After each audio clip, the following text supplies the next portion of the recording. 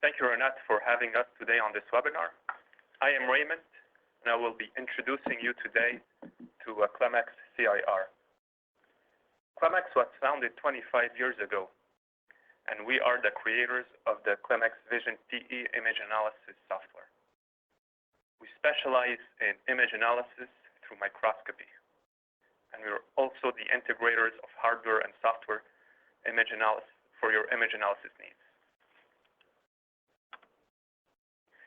Clemex is present in many industries. Some of those industries include automotive, manufacturing, universities, and research centers. And some applications that we are involved in are coating characterization, micro-hardness testing, non-metallic inclusion rating in steel, which we will be looking at today, and finally, grain size evaluation. Keep in mind that those are not the only applications that we do. The full Clemex product line is divided into two products. The first part is the multi-purpose image analysis line, and the second part is the specific image analysis line. In the specific image analysis line, we have three popular products. The first one is the Clemex PS filter system, which is used for contaminants analysis on filters. Here we have metallic and non-metallic particles on a mesh filter. Next, we have the Clemex CMT system, which is used for micro and macro hardness testing.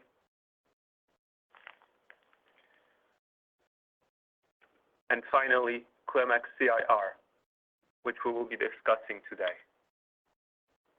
Here we have a Nikon MA200 with a auto stage, a camera, and then the CIR software. Here we have an alumina inclusion in steel. Next is the multi-purpose image analysis product line. First is the Clemex Vision Light, which is used for simple and single applications. Here we have a quoting layer, which we can analyze in two parts, the first quoting here and the second quoting here. And the Clemex Vision PE system. This is our flagship software and is used widely for custom and complex image analysis routines in materials. Here we have a grain size for ferrite and pearlite. And we integrate Vision PE with an upright microscope. Here we have an LV100 camera and auto stage again. So what is automated inclusion rating? To explain to you what is automated inclusion rating, I will tell you about manual inclusion rating and how an operator uses this method to find inclusions. So first thing, an operator places his sample under a microscope. He analyzes a field, and then while analyzing the field, he must characterize and measure each inclusion. Once he's done, he must go on the next field, and he must do that until he reaches a required area. So for ASTM E45 method D, he would need to reach 160 square millimeter, which represents over 225 fields. An excellent operator would take about 30 minutes or more. So CIR's advantage is that it can automate all that quite fast, can take 2 minutes per sample for 160 square millimeter sample for ASTM E45. It has automatic edge detection, so the operator doesn't need to set his pattern precisely right away. He can just find where his sample is and click go. And it's repeatable. So CIR can repeat the same task over and over again and will always generate the same results, but an operator may not do the same. So we will be looking today at two types of standards. We have the ASTM E45 standards and the ISO 4967 standard. The ASTM E45 standard has 4 types of inclusions. There's the sulfide, the alumina, the silicate, and the globular. And ISO has the same plus the globular DS inclusion. Before we start the Clemex CIR system, we need to place polished sample in a sample holder. We will now look at the first video, which will demonstrate one sample run on ASTM E45.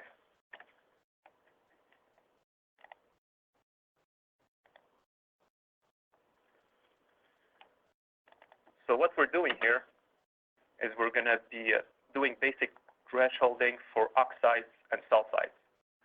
So by doing so, we will be characterizing the sulfides, which are lighter in color, and the oxides, which are darker.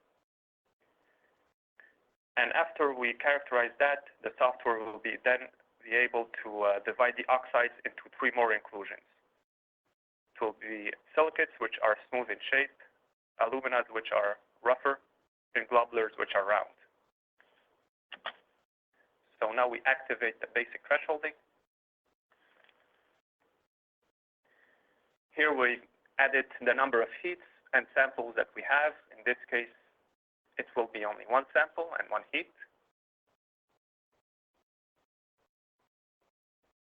Once we're done, we set our pattern. Here what we see is where we are on our sample. So this rectangle represents our field of view currently that will be shown in the image window here. Now the operator is looking for the best place to start his pattern on the sample. We typically look at the edge and be close to it. Once we're done, we move it and set it, and our inclusions were horizontal. Here our pattern is set at 170 square millimeter.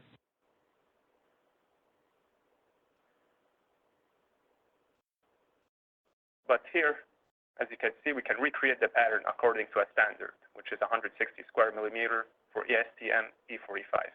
And we also activate our linear focus, which we will see later.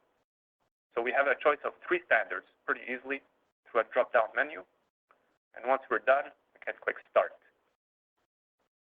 So what the software is doing here is finding the edges of our sample. This is when we talked about the fast edge detect. By doing so, it will detect all of the sample and recreate the pattern according to the standard. In this case, it's 160 square millimeter. You may wonder why here we have a small line that's moving and the rest of the image is frozen. This is because we're only detecting the edge right now, and we only need part of the image to be processed, which saves a lot of time on computer specifications. So now we're detecting the 3rd edge and the 4th. So what we're going to be doing now is the linear focus. The point of the linear focus is that it will find 3 points that are far away from each other and focus on those 3 points. And once it finds the focus points on those 3 areas, it will create a focus curve, which will be in focus on all of the fields. So we save a lot of time doing so instead of focusing on each field by setting a plane with 3 points. So we're done. The pattern is green on the right, and we're already starting the analysis.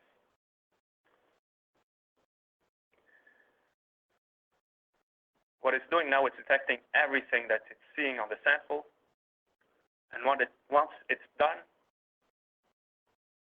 it will filter out anything that is not an inclusion and will keep the inclusions. So now we're about done with the analysis. It's compiling everything that it found. And here we have a map.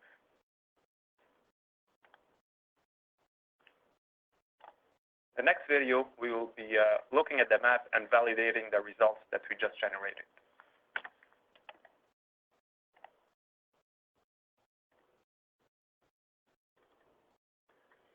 So what we're doing now here, we're filtering out the inclusions that we found so that an operator can look at the worst fields for one inclusion. Here, we're only active right now on the sulfide. And what you can see here on the image window became a map of our whole sample. We have a thick square here, which represents the ASTM E45 field of view. And here we have a thin one. So the thick one represents the heavy inclusions, and the thin one represents the thin inclusions. You can notice here that this floating window is over 4 fields of view of the camera. So this is the big advantage with CIR, is that we're not limited to the field of view of the camera, but we create a map and we can reconnect the inclusions and find any heavy inclusion no matter where they are. So we're going to be looking at that thin inclusion here. As we can see, we have a scratch on the bottom, and it was detected as an inclusion. The reason why it was detected as an inclusion is because it was on the same orientation that we chose, horizontal. You can notice here that this one was not detected because it's not in the same orientation. So this is part of the work that an operator must do. He must clean his sample. And once it's clean, as you saw, this thin inclusion worst field floating window was here, and it moved here. So it always goes on the worst field. I'm going to be looking now at the heavy inclusion. We're going to deactivate our threshold, and those seem good. When I look at our thin inclusions for sulfide, this also seems good. Next is alumina. This is the thin inclusion. This is also good, it has a rough shape. And our heavy inclusion, also good.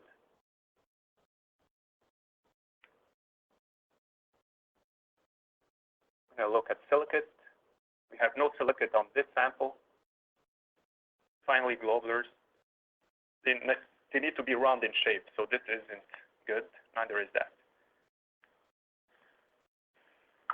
So the operator here has access to all of the methods from ASTM. He doesn't need to run the sample again and again for each method. He gets them all right away at a click of a button. And we have also access to the oversize. Here we see that we have 2 oversizes in alumina. We're going to take a look at them. On the bottom here, I'm going to look at it. This is dirt. There is another one. I'm going to look at it. You're going to notice that this was detected because of its rough shape.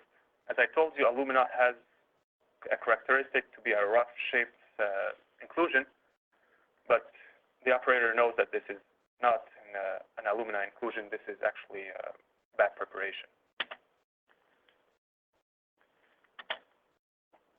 The results here got updated on the fly.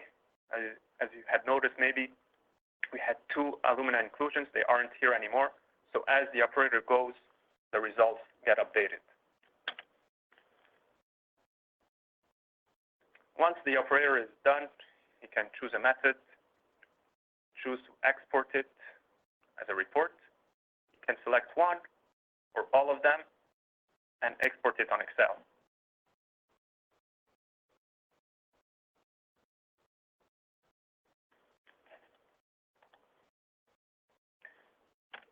Now we're going to be looking at multiple samples using the ISO 4967 standard.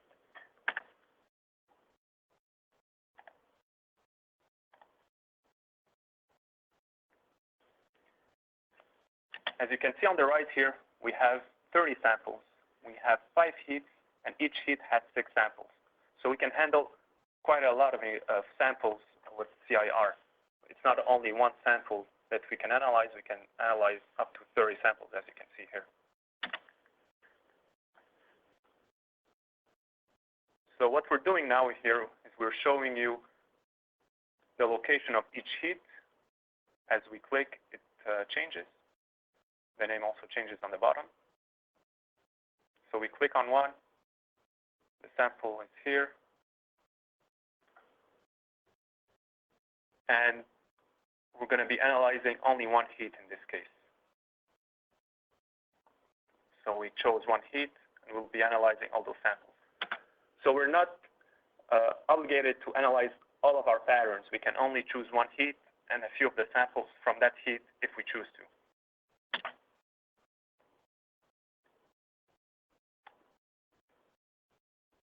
So once we're ready, we're going to notice here that it's set at 200 square millimeter, but here it's 160 because the standard is not chosen. We're going to be choosing here ISO standard, which is 200 square millimeter.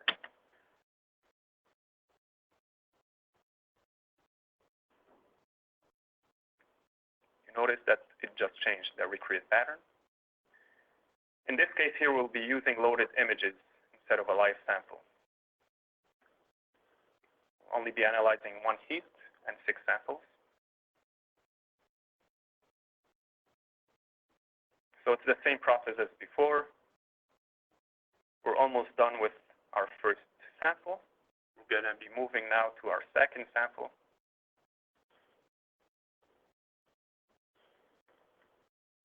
That's our second sample. It does that until we reach our final sample. We're on the 6th sample now. So here we have the results for all of our samples. As you can see in this window, we have the different methods for the ISO standard. We have method A, B for total number of fields, and also B for global cleanliness index. So we get the average per sample, and also the average for the whole heat on the bottom.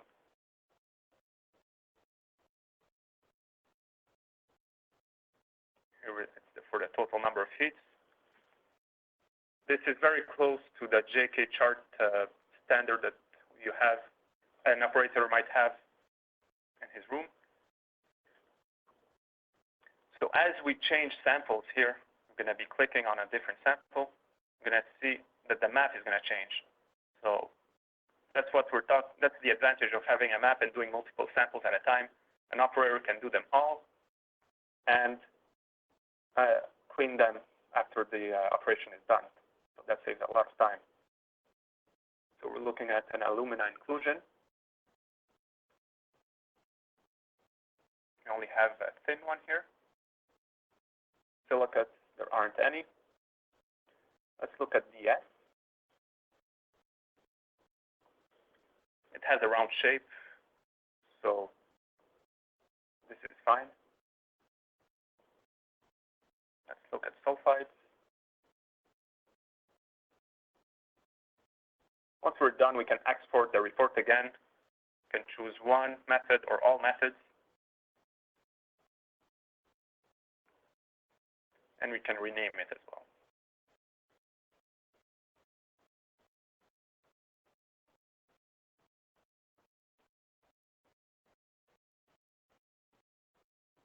And that's pretty much it.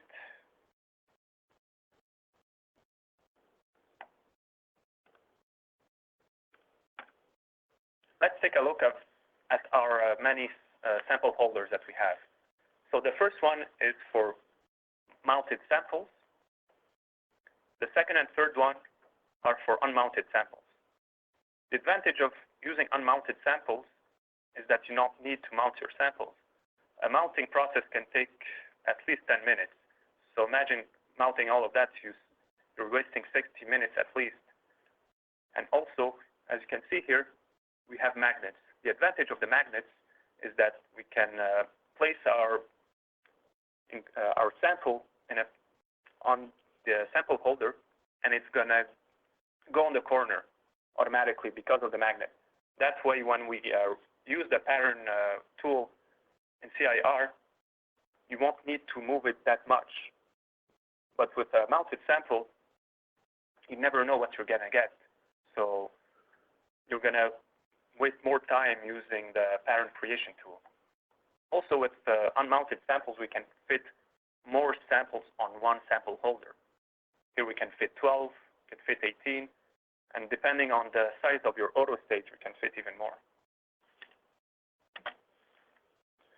This is a workplace window that we saw in the video. So the first part here is the list of heats and samples. Here is the stage travel area where we create our pattern for each sample that we have. Those are the X, Y, Z coordinates on our auto stage. And here we can choose to recreate a pattern using a standard and activate the linear focus to be in focus throughout the whole sample. Once our run is done, we get a results map. Here we see a results map with heavy inclusions and with different inclusions, with alumina, which is here, sulfides, globulars, and silicates.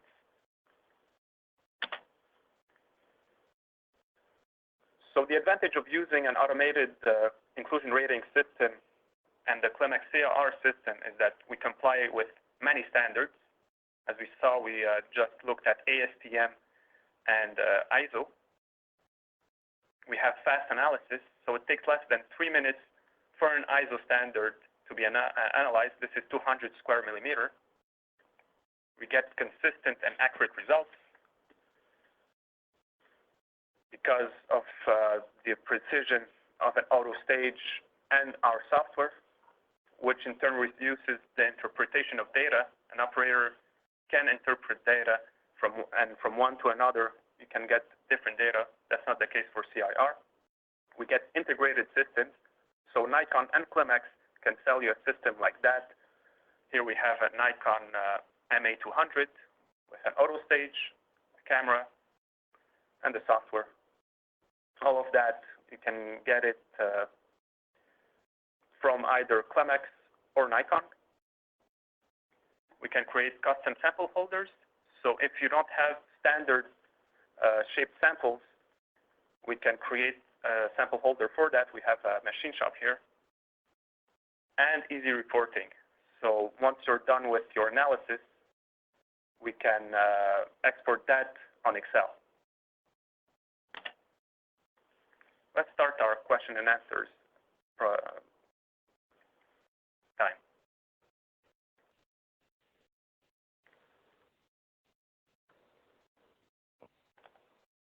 Thank you, Raymond, for your explanation.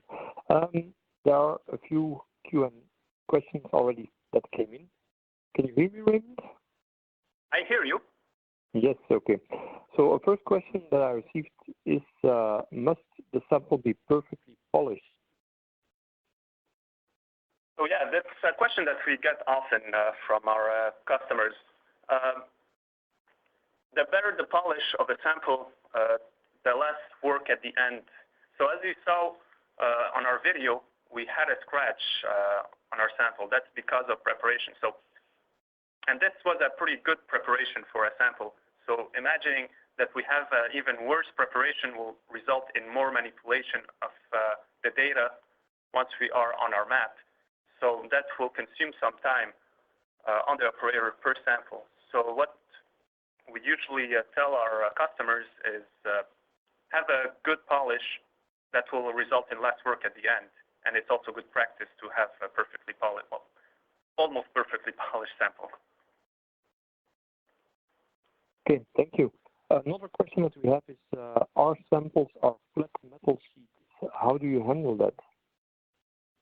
Okay, so if you have a flat metal sheet, what we typically tell our clients is to stack them together in a mount, and then while they're in this mount, to polish them. Once you polish them, we have an option in our software, which I have here, is for multi-steel plate samples. So what it will do is, because there's an interface line between each metal sheet, it creates lines, and we don't want the software to count that as an inclusion. So what we tell it is, if the length of an inclusion is greater than 98%, then it will be removed. So all of the interface lines will then be removed with this active. Okay, thank you. A third question I received was, we don't have silicate in our steel. How will your system handle this? So if you don't have silicate in your steel, as in our sample that we just ran today, what we have is also another option where we tell, It's something in the INI file. Oh, it's somewhere else. It's not present in there, but once we do the installation, we can go in the configuration file and set an option where any silicate that it may find will be classified as a sulfide. So because they're the same in shape, it's only in thresholding that they're not the same, that if it finds something that's in the same shape, it will automatically classify as a sulfide. Thank you. Another question is, what other standards do you do? So the standards, as we saw today, was ASTM E45, ISO 48967. We saw the options for GIS G0555 and DIN 50602. We also do ASTM E2283, which is the extreme value inclusion. That's used to find the largest potential inclusion calculated using statistics. When we also use the EN10247, in this case you need a color camera, and it's for the worst field section. And currently, the final question I received was, how do you differentiate your inclusion types? So inclusions, as we saw before, are differentiated using basic thresholding. So with oxide and sulfide, those are the two main inclusions classification that we have. As we saw, the sulfides are lighter and the oxides are darker. And then oxides are divided into three other inclusions. For in the case of ASTM, we have alumina, silicate, and globular. And those are divided by their shape. So alumina are rough, silicates are smooth, and globulars are round.